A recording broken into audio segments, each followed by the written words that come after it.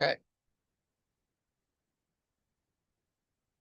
So today I'd like to explore something with you that I think is the one of the most important things. I don't know if I'm hesitant to say anything is the most important because that's a really big statement, but it's one of the most important things from my perspective. So let's see what we can manage. Let's start with this. So notice that when you experience deep sleep, there are no problems. It's perfect contentment.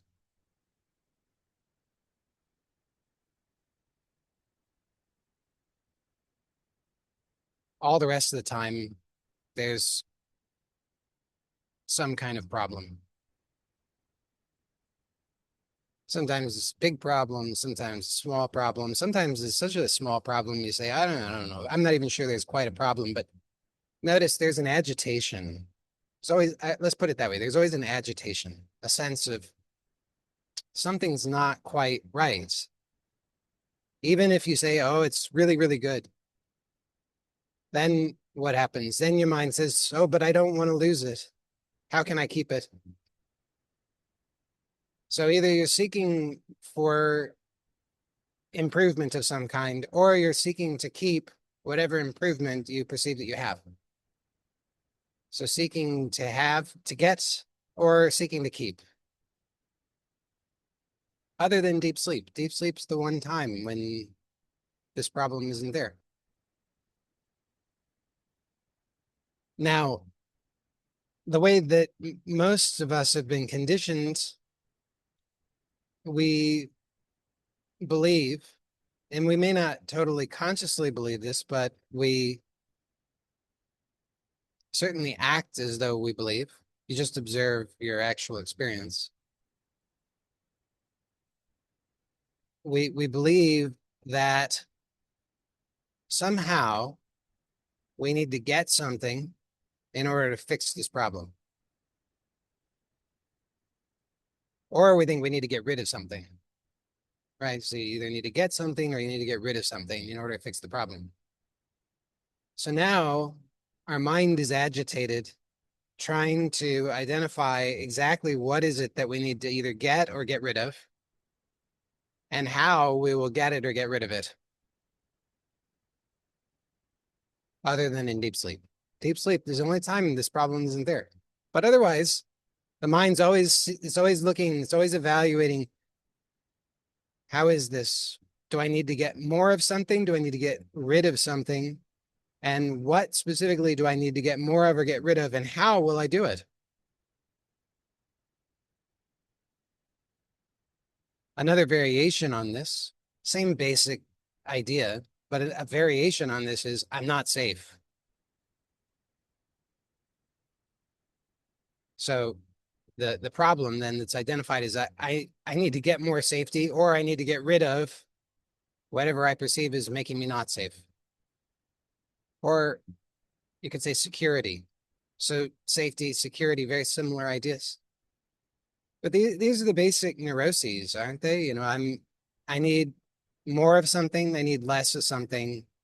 I need more, and it could be I need more money, I need more love, I need more attention, I need more approval, I need more health, or I need less of whatever I perceive as interfering with having the things that I think I need, or the variations that I mentioned, or some others that are basically variations on the same theme. Like I need more security, more safety, or less of whatever it is that's interfering with my security and safety.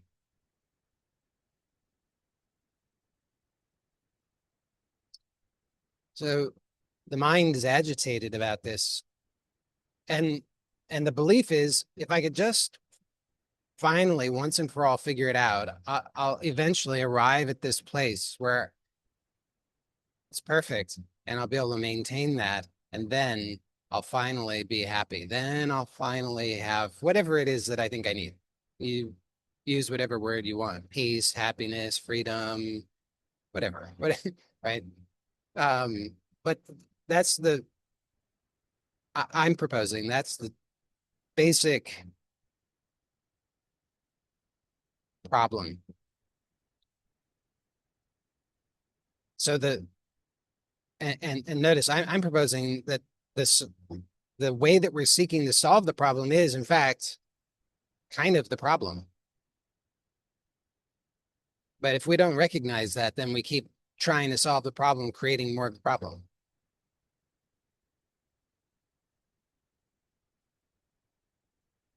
Now, one thing that I've noticed, it's a principle, I guess you could say, is that whatever I practice, I get better at that.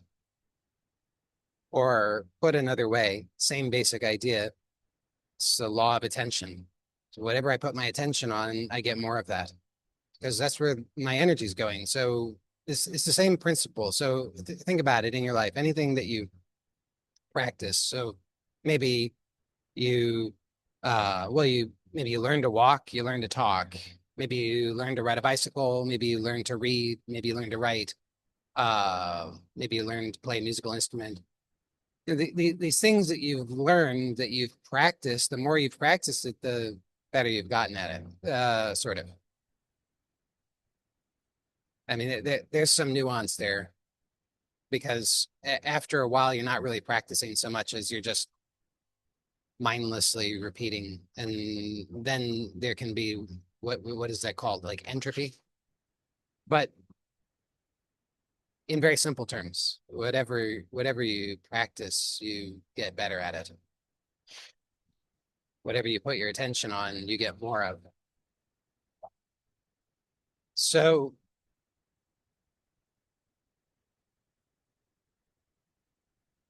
notice then, if what I was proposing at the beginning is true for you, if you have found yourself practicing discontent, let's call it, right? I mean, it's like there's a problem. I need to solve the problem. Something's not right. This is what I would call discontent. You could call it whatever you want, but that's what that's the word I'm using to refer to it. And so you've been practicing that. You've gotten better at it. You can get so good at it, you don't even, it's unconscious. You don't even know you're doing it. And that's probably the state that most of us find ourselves in most of the time. We don't know that we're doing it, but if you were to slow down right now, just to notice, just to observe yourself, just to observe what your mind is doing, what you're doing with your body.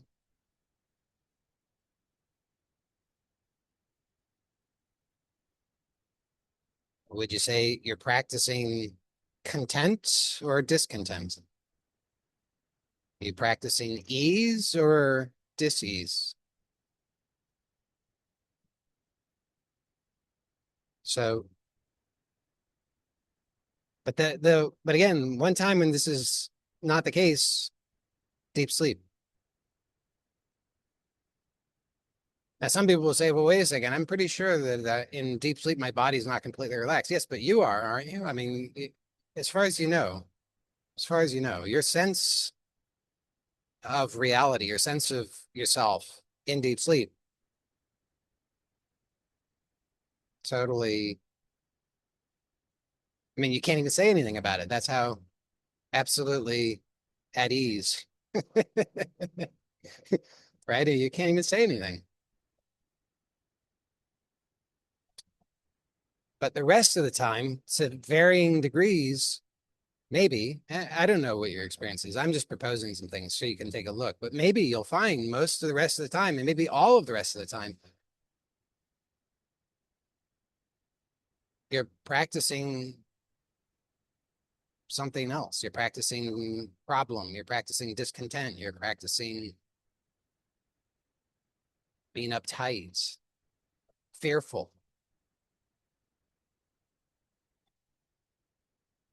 Well, you didn't know.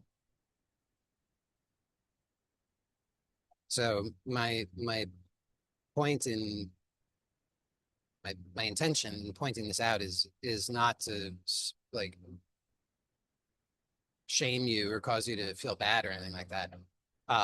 But just so you could take a look and see what is it you discover, and maybe that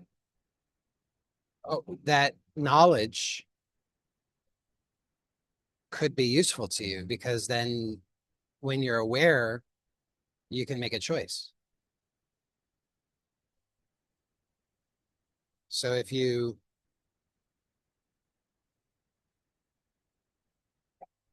can recognize what it is that I'm pointing to, then what I'm proposing is that what may be possible is that you could begin to practice what you actually want. And maybe in the same way that you've been practicing what you don't want and getting more of what you don't want, maybe you could actually begin to experience more of what you do want. Maybe even it could become unconscious.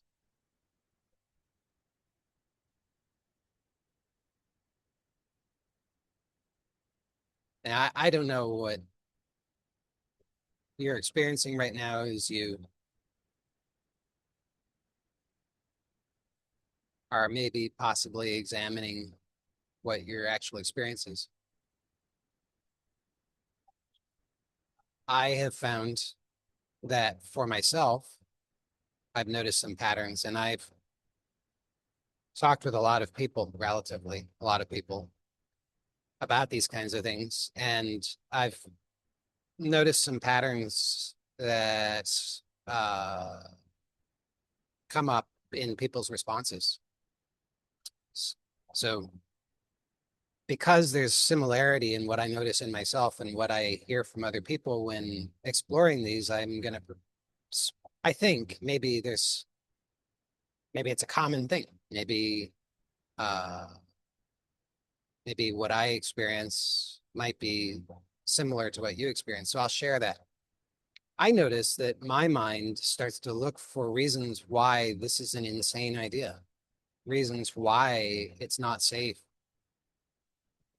to practice what I want, reasons why I should continue to do exactly what I've always been doing, reasons to justify what it is that I've already formed as a habit. So my mind will start to come up with things like, well, like, this is just crazy. Like, you can't do that. What kind of insane idea is this? What are you going to do? Just be like asleep all the time? You're just going to be like doing nothing? You know, good luck with that, buddy. See how long that works. This is what my mind says. My mind says this is just a stupid, crazy idea. Therefore, I should give it up. And I should just continue with exactly what I've always been doing. So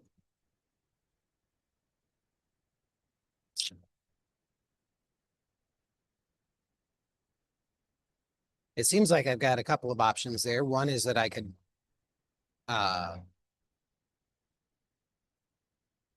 believe that. Could just believe, well, this is a stupid, crazy, insane idea. Just give it up. And then I just give it up. So if I do that, then it seems extremely likely that I'll continue to experience more of what I've already experienced, because I'll continue to do exactly what I've always done, because that's my habit. Well, I'm not all that satisfied with that outcome, so that seems like a bad idea. Just on the grounds that I don't like the outcome of what I've been doing. So just mindlessly doing what I've always been doing doesn't seem like a good idea. Second possibility is that I could just argue with my mind. Who's going to argue with my mind? I guess my mind. So I can divide my mind and argue one part of my mind with another part of my mind. This is like mud wrestling with a pig. You know that one about mud wrestling with a pig? If you don't know it, it's that sooner or later you realize that the pig enjoys this, right? I mean, so I could argue with my mind about it, and I'll go nowhere. I'll go absolutely nowhere. I'll just be arguing with my mind, and my mind. That's what my in some sense that's what my mind wants. So I'll just be going in circles, and it'll be a distraction. Therefore, I'll continue essentially to be doing exactly what I've always been doing, and therefore I'm going to get the same outcome. So, so two of the options I think lead to the same basic result, which is more of the same, which I don't want. So then the question is there another option? Well, it seems to me there is. I could experiment with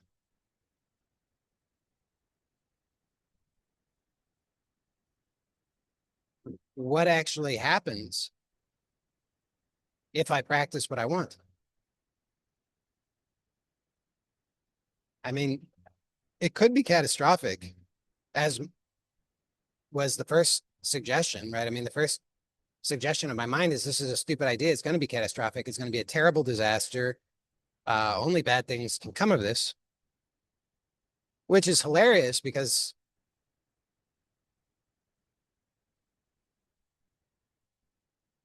in a sense, bad things are the outcome of that of the old way. So it's unlikely to be worse, but my mind insists, oh, it's going to be way worse. It's going to be, you thought it was bad before, just you wait and see how horrible it's going to be if you, even for a second, practice what you want.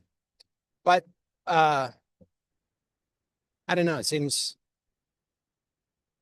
unlikely that it will really be catastrophic. But I suppose that's a possibility. I mean, so the question is, am I willing to risk it? And I can't know what your answer is. For myself, I'm willing to risk it. But I think maybe let me just risk it a little bit. You know, I mean, I don't have to commit to I don't have to commit to forever. I don't have to commit to even a day. I don't even have to commit to an hour. I mean, I can just commit to right now and then just see, you know, it's like if truly it's a disaster, if it's truly some really horrific outcome, uh, I guess I can cross that bridge when I get to it, as they say. But at least I could just find out. So that's how I see it. Um, I don't know how you see it, but I'm inviting you to take a look for yourself.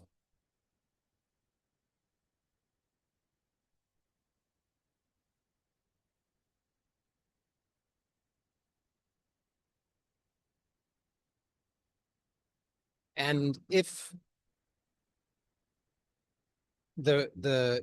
you're interested, if you're willing, if it's something that you want to explore, then my idea is that we could explore it together right now.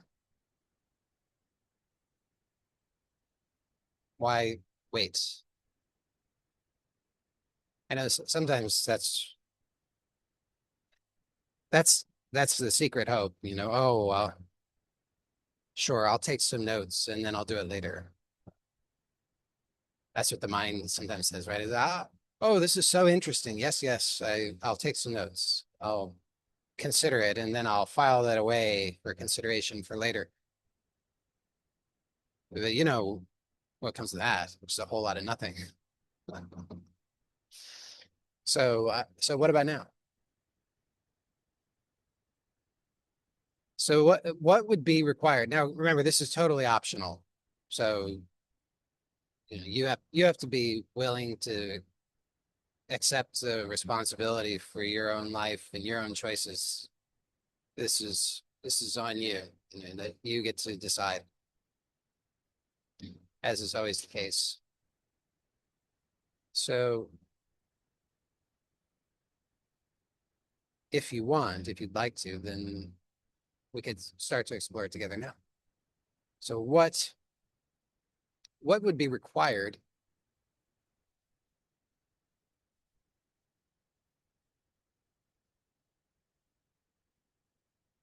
for you to actually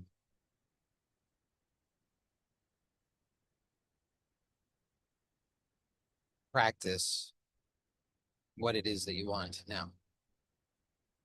I mean, I guess you'd have to have some clarity of direction of some kind as to what it is that you want.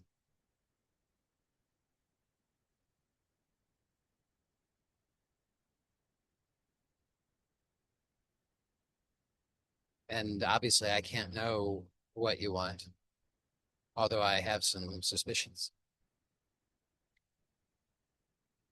And so I'll propose some of those ideas to you, and you can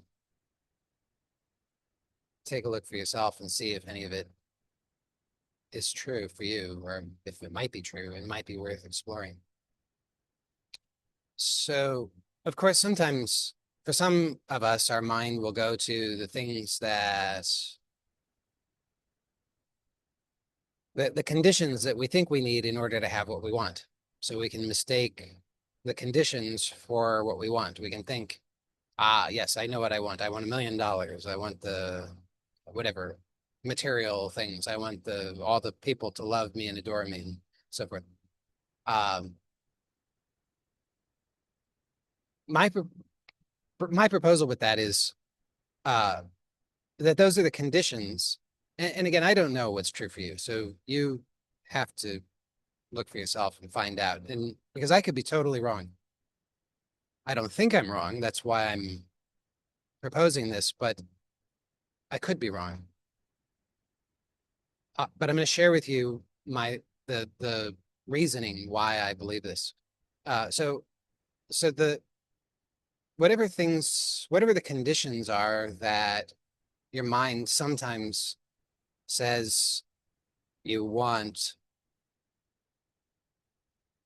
maybe on the surface there's some relative truth to that. I'm not going to deny. I mean, if you want to give me $1 million, just message me privately and I'll tell you how to send that to me. But um, because I don't think I would turn down $1 million. You never know. But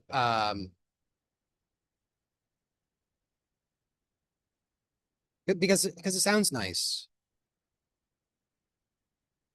But that's the condition in and of itself. $1 million isn't really what I want. And so how could I know that? Well, imagine that whatever thing you think you want, the material manifestation of whatever the expression of what you think you want. Notice if you had that, so I'll just use the example of $1 million because it's that way it can have something specific to refer to. So, but you can substitute your own example.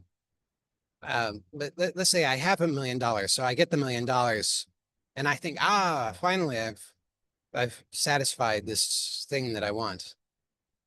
But not so fast. I'm not allowed to do anything with it. That's so somebody says, here's $1 million, but there's one condition, you can't do anything with it. Oh, well, that sort of throws a wrench into the works. It's like, well, maybe that's not what I want then. $1 million isn't what I want, turns out. Because if I can't do anything with it, then it doesn't really do it for me. So it turns out that I want something that I think the $1 million will give me, because I want to be able to do something with the $1 million. So, okay, so I could continue that game where I imagine, okay, now I'm allowed to do something with it, but there's some other restriction. And that could reveal to me, oh, it turns out that what I actually want is a little deeper, a little deeper, a little deeper. So I could keep exploring in that way. Or another way of doing it is just to ask the question, when I have that, what will that give me?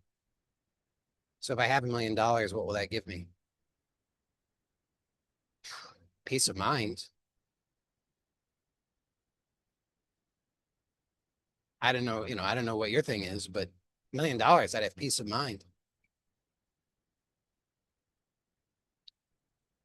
So, uh, peace of mind is kind of cuts relatively deep, but I could explore that further. When I have peace of mind, what does that give me? Well, I guess it also gives me peace in my body.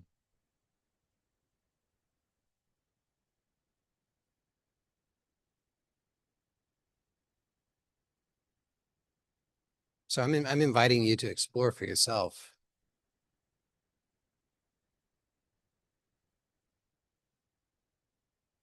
So what is it that you think you want? And then you could explore that in whichever way works best for you, using either the approaches that I suggested or some other approach, but just to discover what's deeper than that.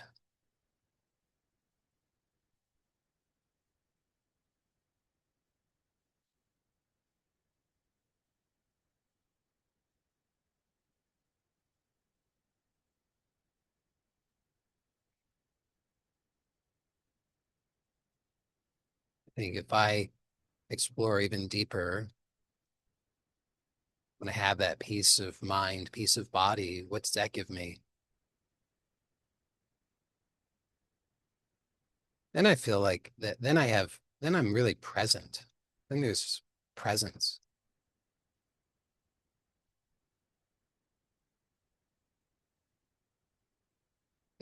For me, that's good enough. Because it seems to me that anything else that I could possibly want actually is an emanation of that presence, whatever I might call that. Love, gratitude, happiness, peace, freedom. For me, this idea of presence, it's just a pointer. It's not particularly important, the word, but that works for me. And I'm just sharing this process with you as I'm going through it, not suggesting that you have to have the same outcome, same desire, same discovery, but I'm just sharing it with you so that it might serve as an example that might inspire you. And hopefully now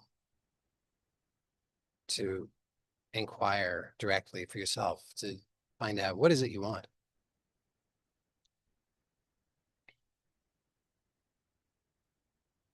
And so this is not meant to negate anything. This is, so whether I could have $1 million, I could have $1 billion, I could have all that, I could have none, I could have nothing.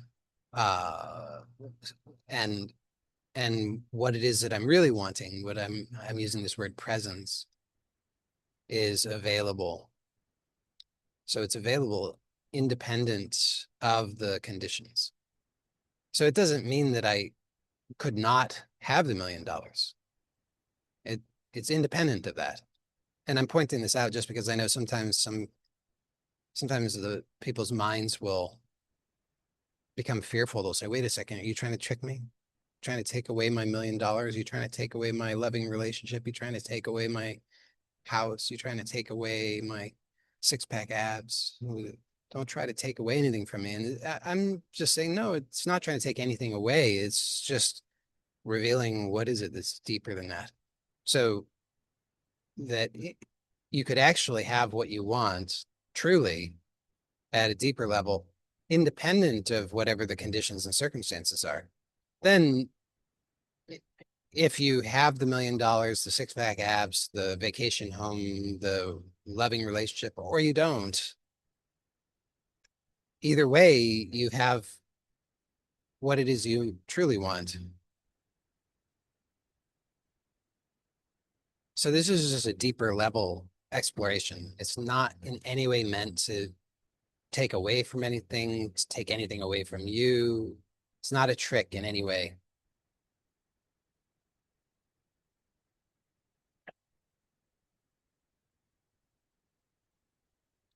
So if you can discover to some degree whatever in whatever way you can discover some deeper level, possibly unconditional uh,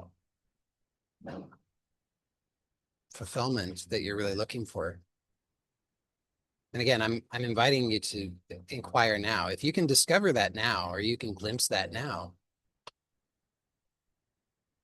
then the question is, what is required for you to have that now?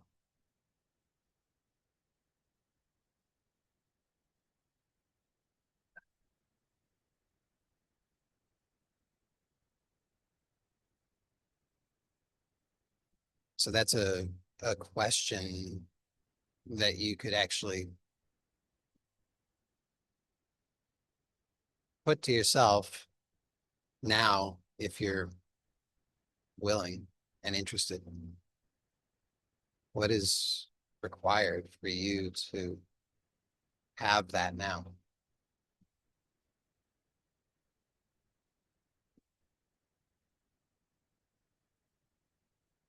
And this is, again, um it's nothing about this that's in any way meant to be a test or deceptive in any way. It's not that kind of thing. It's a very gentle, patient, nurturing kind of thing. So it's an invitation that you can offer to yourself to look, to be present with yourself, to care enough, to slow down, to give yourself that space.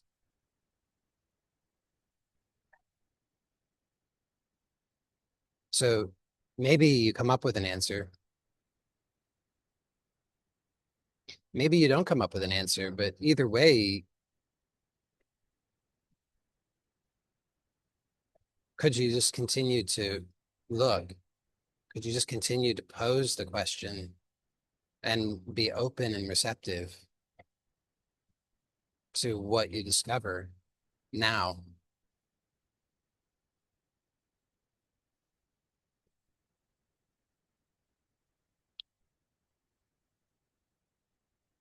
And then a question is, what supports you now in that?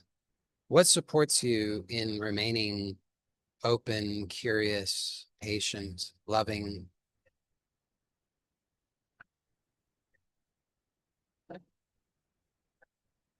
receptive to your own self?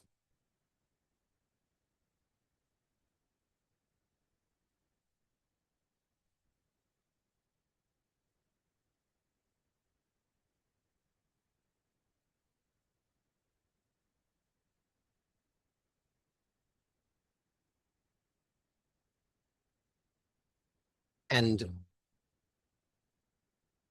could you practice that now? So maybe there are many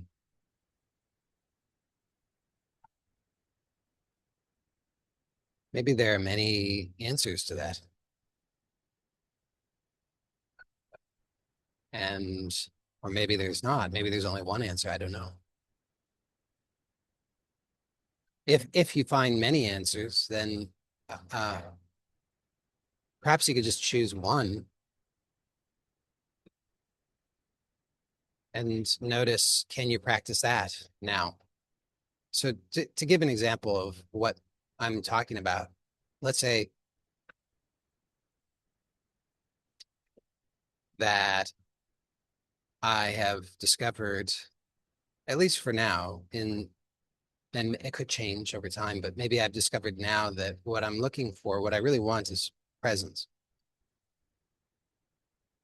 And what could support me in that, in choosing presence and experiencing presence? And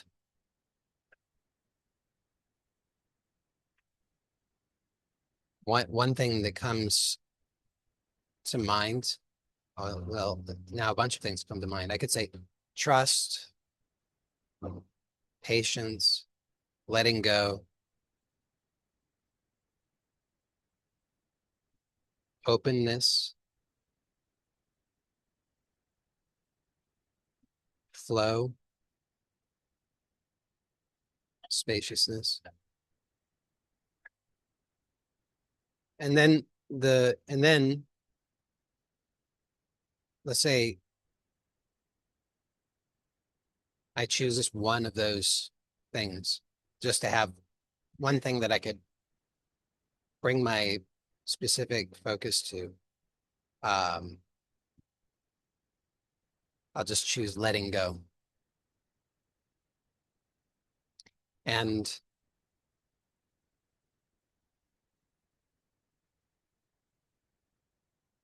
then I could ask myself, how could I practice that? How could I choose that now?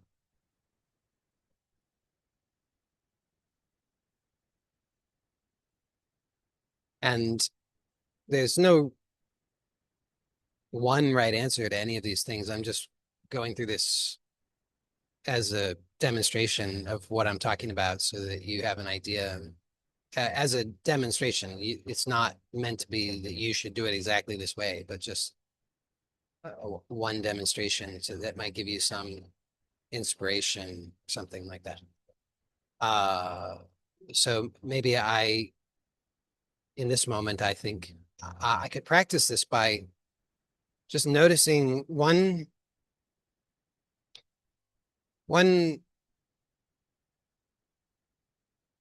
place in my awareness where I seem to habitually grasp, where I seem to habitually tense. And I could just explore letting go. Or put another way, uh, I could say I could explore openness in that one location. And again, this isn't meant to be the only way or the right way. It's just one demonstration. But I could notice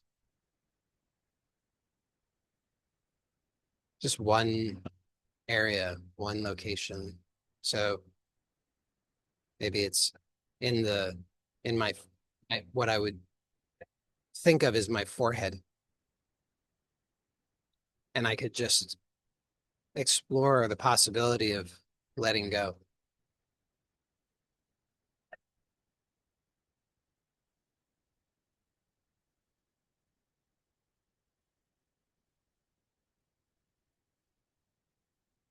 Just in this demonstration, I'm just exploring just letting go in this one area.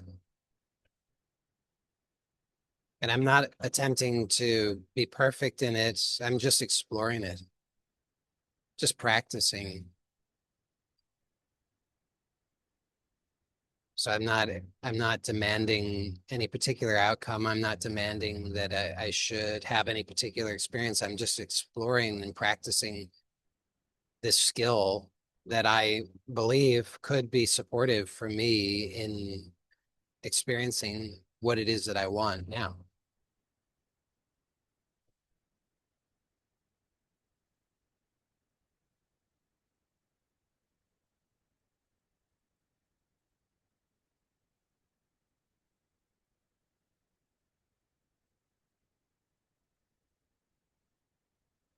And what I find is that when I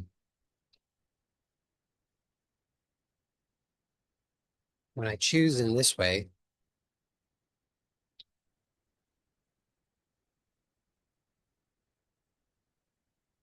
then I it does seem true to me that I become more skilled at what I want. And it does start to become a habit, which does then start to replace the old habit of practicing what I don't want.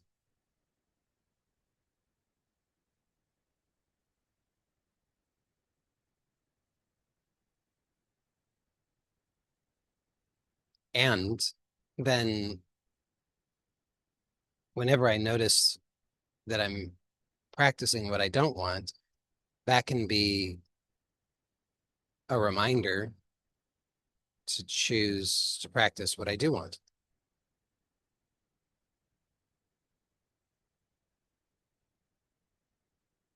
So far, it hasn't been, I don't think it's been a disaster. At, at least no more so than the rest of my life has been a disaster. It's no more disastrous than practicing what I don't want. So choosing to practice what I do want is no more disastrous than choosing than practicing what I don't want. I don't know what your experience is or will be, so I can't guarantee any results for you. Can only report what my experience has been. So I found it to be a very useful and worthwhile exploration, not one that typically gives dramatic, instantaneous results, although it does give instantaneous results, but usually just not dramatic. In other words,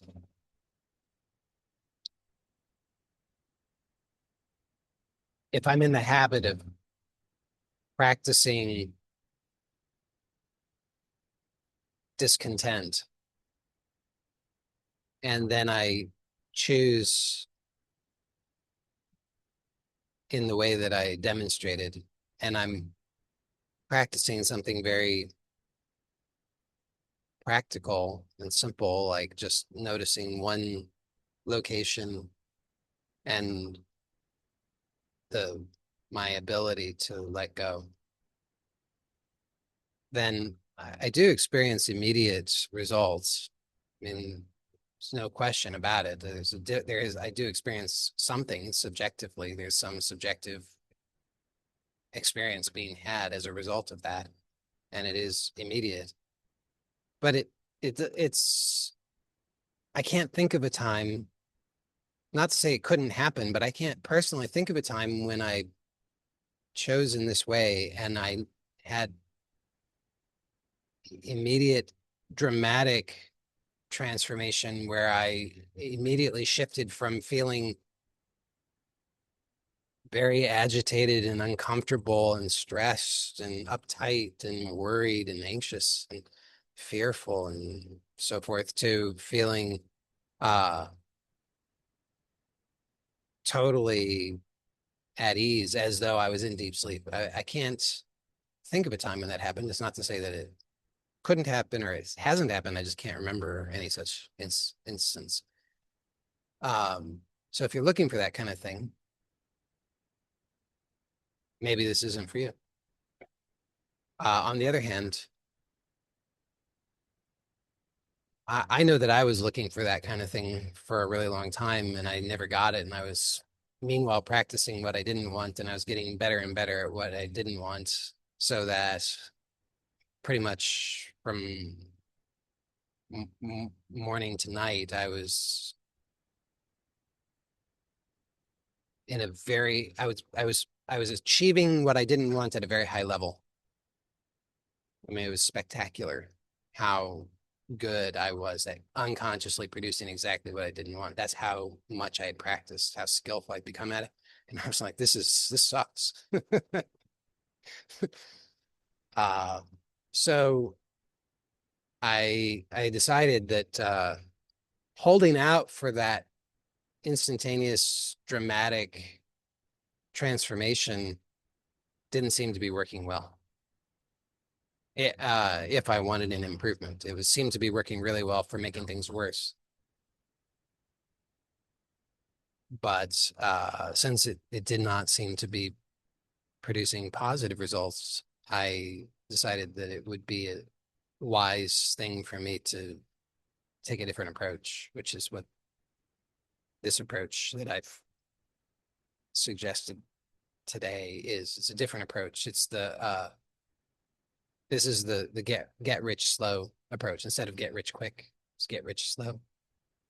And you can I'm using that phrase, get rich slow, just as, as a play because of the expression get rich quick.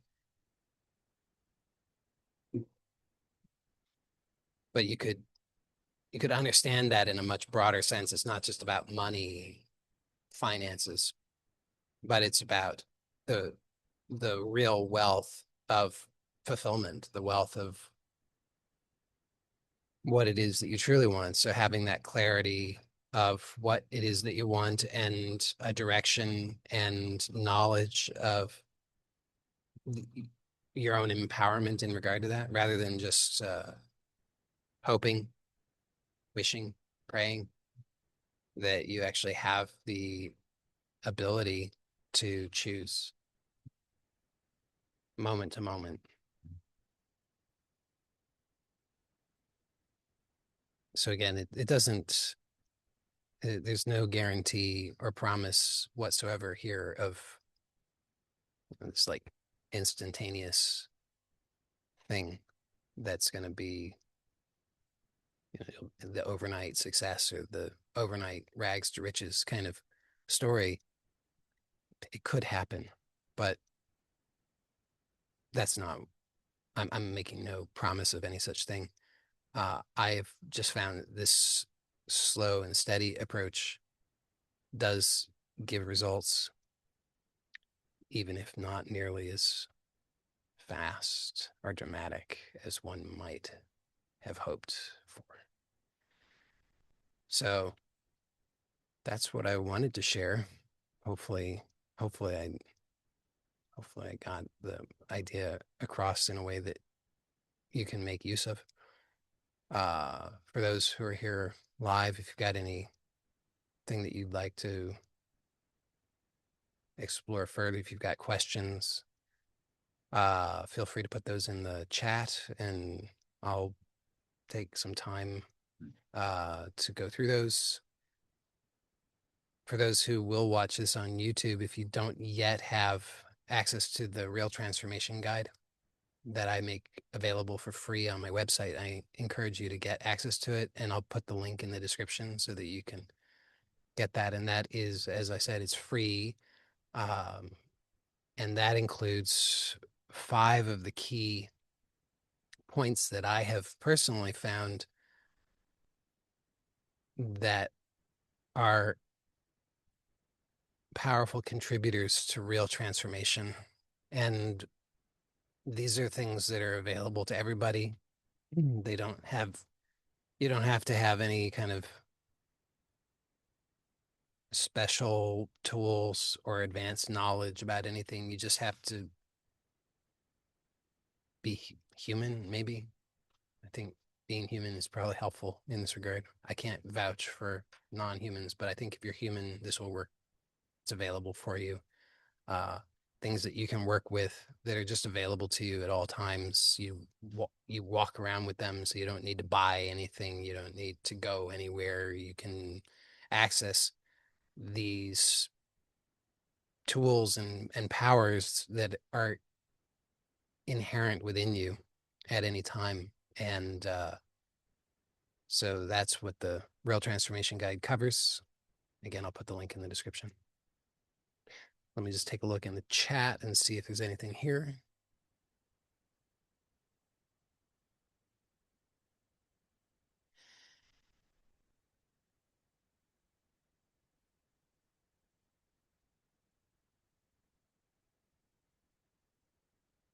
I really like, this was a comment from earlier, but I really like this one because I can relate to it. It says practicing unnecessary worry, which I think is necessary. Yes, that seems to sum it up pretty well for me. Is somehow my mind is convinced that all of the self torment is necessary. Somehow that it is necessary in order to ensure my security, my well being, to be able to uh, somehow have a guarantee of that I can at least avoid some really horrible future outcome if I just worry enough.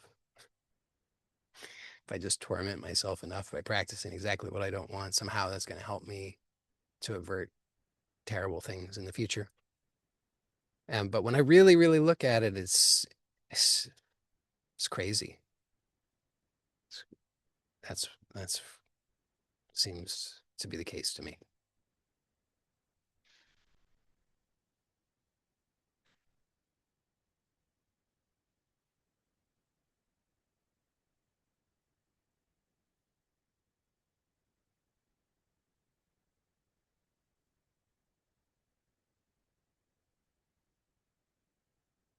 Uh, Somebody made a comment.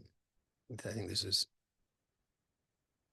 in response to the question of what would be required in order to for you to begin to allow yourself to practice what it is that you want or something along those lines. And the comment is, I would need the courage to admit to myself what I want is not something else. Um, yeah, I can relate to that as well. I think of it as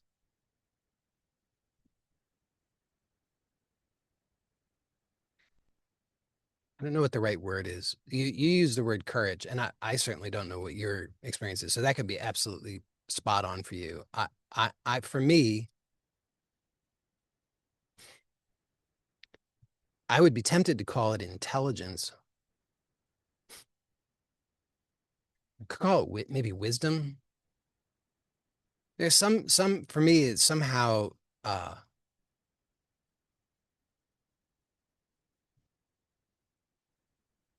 and the only reason I'm mentioning this is just for me, because for me, courage suggests that there's actual danger,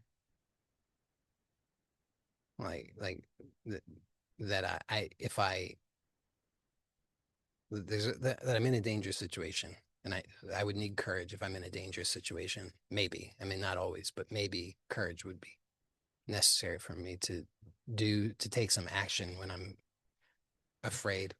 And for me, it's helpful to see it a little differently, which is, man, so am I actually in danger? Is there actually any harm? I mean, maybe I'm causing myself harm by practicing what I don't want. Maybe that's true. But other than that, is there actually any danger? And of course, I don't know for sure, but when I ask that question, then I look at it and I realize, well, yeah, I guess I'm not sure. I mean, if I don't know that there's danger, why am I assuming there's danger? Because it seems to be that that's all that's happening is I'm just assuming there's danger, even though I don't really have any proof of danger. I'm just assuming there is. So maybe in that sense, then courage might not be required. Maybe, and again, this is just for me, not for you. You might be right about courage for you, and you might have a different definition of courage than I do. Um, so I'm just processing this out loud, really for my own benefit, and then maybe in processing out loud, it's also useful for others who are hearing this. And certainly, I'm in no way intending this is any kind of criticism of the comment. I really appreciate your comment. Uh, when I think about it for myself in this way, and I realize maybe there is no danger, so then maybe I don't need courage. Maybe it's something else. And then what is that? I don't know. I don't know that I have the perfect word to point to it, but maybe intelligence, maybe wisdom, maybe patience, maybe clarity. To me, those just seem a little less threatening. I think that's what I like about them. Then I feel like, oh, you know what? It's okay. I have the space to slow down and look at this. I'm not, there's low stakes, you know, it's like nothing bad is happening. Um, but I definitely agree in my own experience with that kind of idea, same kind of idea that to really see truthfully what's happening, and that I've just been making this assumption that there's some problem with this, that I don't already have what it is that I want, or that this is not it, or that there's something wrong with this.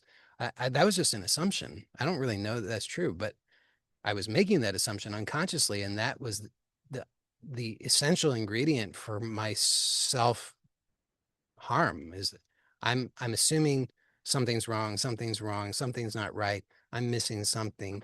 I need something. This isn't it. And then I'm looking for what's the problem? What do I need? What do I need to get rid of? And to really just look carefully at what's actually the case is, I find, very powerful over and over and over and over and over. I would say I make use of that every single day, probably many times. I mean, I don't even know how to quantify. It's got to be at least a dozen times a day, if not far more than that, where I'm noticing that there's this habit that's come up saying something's wrong, something's missing, something's not right, I'm not safe. And then I just take a look. Is that true? I don't know. I don't know why I don't have any evidence that that's true. I mean, sometimes I wake up, I'm in my bed and I wake up in the morning, and that sometimes that's the first thing that happens. It's like this sense of something's wrong, something's not right. Like, how could that be? How could that possibly be? There's nothing happening. There's nothing happening at all. So to question that, I find it's very powerful.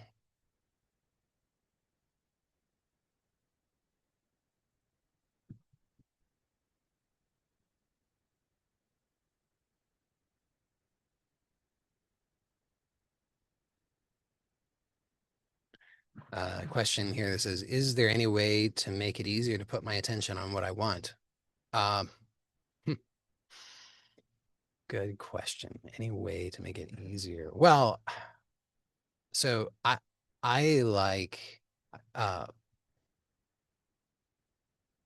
I find that anytime that I can make a habit that I already have be the trigger for the new habit that I want, that's really powerful, because I'm already doing the thing. It's already a habit. Okay, uh so a really simple example of this is that if there's if there was some new thing that I wanted to make a habit of, let's say I wanted to have a habit, and I wanted to establish a daily habit of uh, journaling, or a daily habit of uh, breath awareness practice, or something like that. Then I would look for some what is some habit that I already have, that could then be the trigger for me to do that new habit. Like, well, a really obvious one is I wake up every morning. So uh, I could use that as the trigger for the new habit. So it could be, okay, now I'm going to practice breath awareness right after I wake up in the morning. So waking up becomes the trigger. Or I'm in the habit of uh, eating breakfast. So I could make that the trigger for one of those practices. Right after I eat breakfast, then I'm going to do the thing. Um, so then, uh, so then when it comes to the putting attention on what I want, so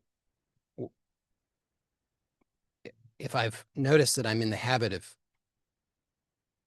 putting my attention on what I don't want, then I could use that as a trigger. I mean, so let's say there's maybe several levels to this. One level is a little easier to start with, I think, more powerful to start with, and then the second level I would use to build upon.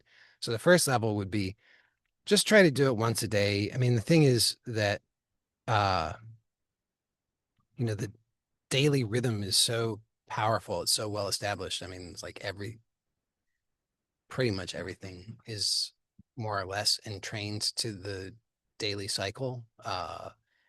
Sunrises, sunset, sunrises, sunset, sunrises, sunsets. So that's like almost all of us. I know there's some rare exceptions, but almost all of us are very powerfully entrained to that rhythm. So if you just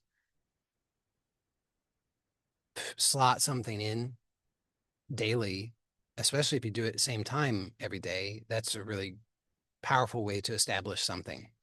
So if you do not have a habit of putting your attention on what you actually want at all, if that's not at all a habit for you, then I would recommend establishing that as a once a day habit first, because then at least once a day you're going to do it. If then the, the the worst that will happen is that you'll go for 24 hours without doing it again. But then within 24 hours you'll do it again. Uh so you could do it, like I was saying earlier, you could pair that with waking up, you could pair that with eating a meal, you could pair that with your commute to work, you could pair that with doing the dishes, something that you do every day, whatever that happens to be. I don't know things you do every day, but find something that you do every day that could be the trigger to remind you to establish the new habit, and then just aim for once a day. Because if you say, well, it's what good is once a day going to do me? I really need to be doing that 100 times a day. Well, good luck. I mean, going from 0 to 100 is kind of a big ask, but could you just do it once a day? Because if you can't do it once a day, what do you think? Why do you think you're going to do it 100 times a day? Right? Just start with one. And I always, I've found it to be true, which is why I say it so often, is that you can always grow something. So start small and then you can grow it.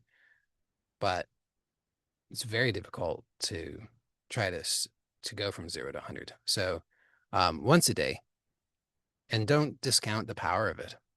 Even though you might say, yes, but I'm in the habit of unconsciously putting my attention on what I don't want all day long. How am I going to overcome that with just once a day of putting my attention on what I do want?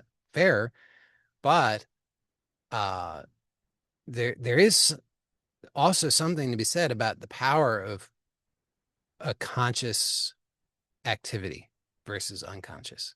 So don't discount the power of something that you do consciously. So once a day would be an excellent place to start.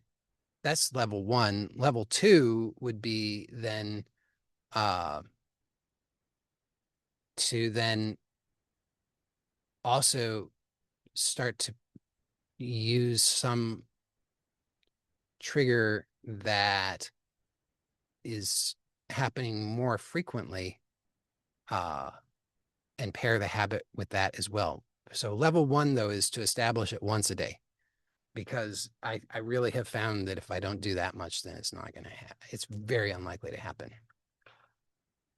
So not impossible by any stretch of the imagination. It's just really much harder. So I think set yourself up for success. Just establish it once a day.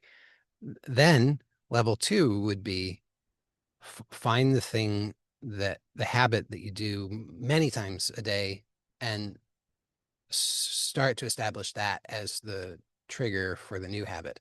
In this case, the obvious one for me is whenever I notice that I'm putting my attention on what I don't want. Because then I can use the thing that I don't want as the trigger for what I do want. So so I would start by focusing once a day consciously on what I do want. Then the next level would be once I've established that once a day habit, then I would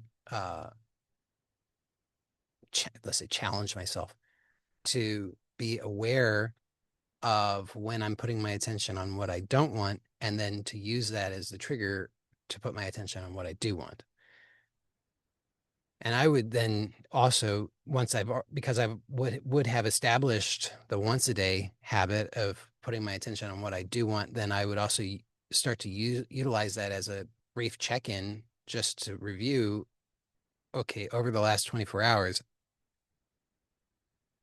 did I notice when I was putting my attention on what I don't want and choose to purposefully put my attention on what I do want? If I did, awesome.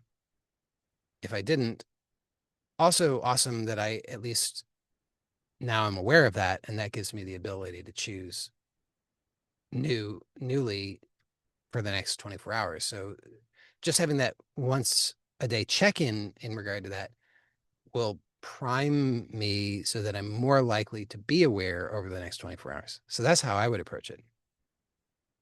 You may find that useful. You may not find it useful, but you asked me, so that was my answer.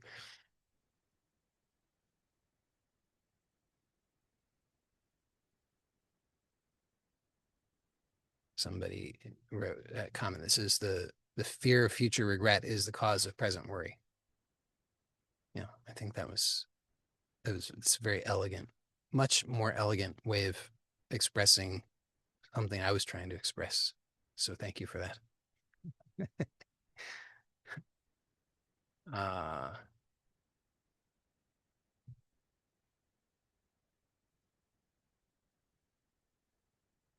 I think this other comment here is also trying to summarize more cleanly what I was just saying. So the comment says, I know what I don't want in the moment. What is it that I do want? Yeah, very nice. Did I get through all of them? I think that I got through all of them. Oh, somehow I clicked on something weird. But let me just verify I didn't miss anything. I mean, I didn't respond to every comment, but so if you left a comment and you were hoping for a response and I didn't respond, you can let me know. But otherwise, I think I got through them. So thank you to all of you. Blessings to you all. Take care. Bye for now.